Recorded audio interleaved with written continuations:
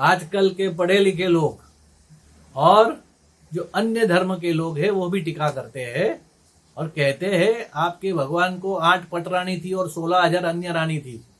ये कैसे संभव है? मस्करी करते हैं।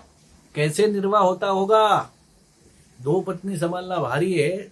लोग मस्करी करते, शंका निर्माण करते। ऐसे ही शंका निर्माण हुई थी नारद जी को उस जमाने में।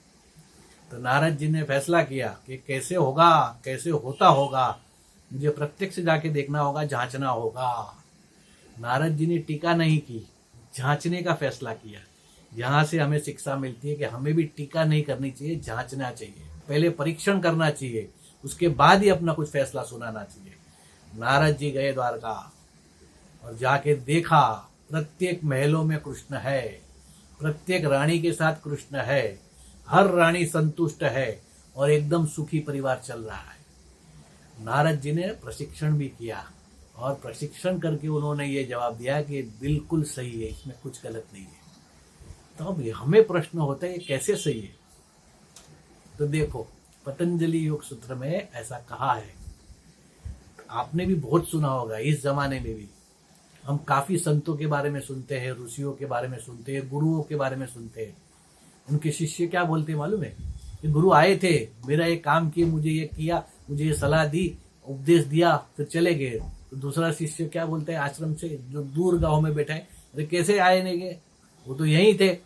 वो बोलते हैं वो यहीं थे, वहां वो बोलते हैं मुझे आके मिलके कि हमने ऐसे बहुत उदाहरण देखे, बहुत से प्रसंग ऐसे सुने।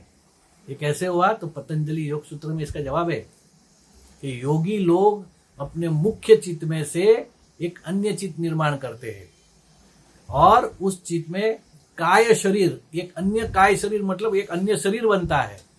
वो शरीर में वो मुख्य चित्त से जो चित्त निर्माण हुआ उसे डाल के उस शरीर से अपना काम करते हैं और वहां काम करके वापस आ जाते हैं। ऐसा योग सूत्र में बताया है। और काफी उदाहरण देखो, हमने रास प्रसंग भी देखो, रास प्रसंग में ऐसा ही है। हर गोपी के साथ एक कृष्ण रास कर रहे है कि नहीं? तब भी यही चीज हुई थी जो यहाँ है। नारद जी ने ये देख लिया कि योगी यह कार्य करते हैं। शंकराचार्य जी के जीवन में भी देखो, अपने चित्त से अलग अलग चित्त मतलब छोटा चित्त निर्माण करके मुख्य चित्त को रख के काय शरीर निर्माण किया और उस शरीर से काम किया। तो ऐसा होता है, योगी लोग ये कर सकते हैं। तो ये तो योगियों के योगी योगेश्वर है। सोचो आप, ये योगेश्वर है तो वो नहीं कर सकते क्या?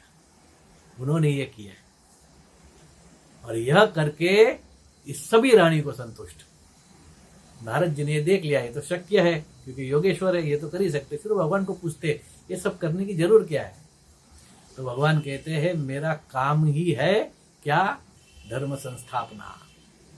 मेरी इन सभी लीलाओं से भक्त का मन आकृष्ट होता है, भक्त मेरी ओर खींचा आता है, उसके अंदर भक्ति जागृत होती है। इस तरह से धर्म की स्थापना हो जाती है। और धर्म की स्थापना करने के लिए तो मैंने जन्म लिया है। जो बुद्धिशाली लोग हैं, नारद आपके जैसे, वो इस तरह से देखते हैं योग क्रिया से फिर मानते हैं। और जो भक्त होते हैं, भोले वाले होते हैं, वो तो ये मेरी लीला समझ के उसे अपना लेते, कोई शंका नहीं करते और उनका मन, इनका चित्त एकाग्र हो जाता है। यही करने के लिए मैं आता हूं और इसीलिए मेरी ये सब लीला है। और तो ये रहस्य है क्या? एक निर्माण चित्त और काय शरीर, उसके द्वारा असंख्य शरीर निर्माण कर लेते हैं योगी लोग। तो भगवान तो योगेश्वर थे, तो उन्होंने इतने शरीर निर्माण किए, उसमें कुछ भी आश्चर्य नहीं है।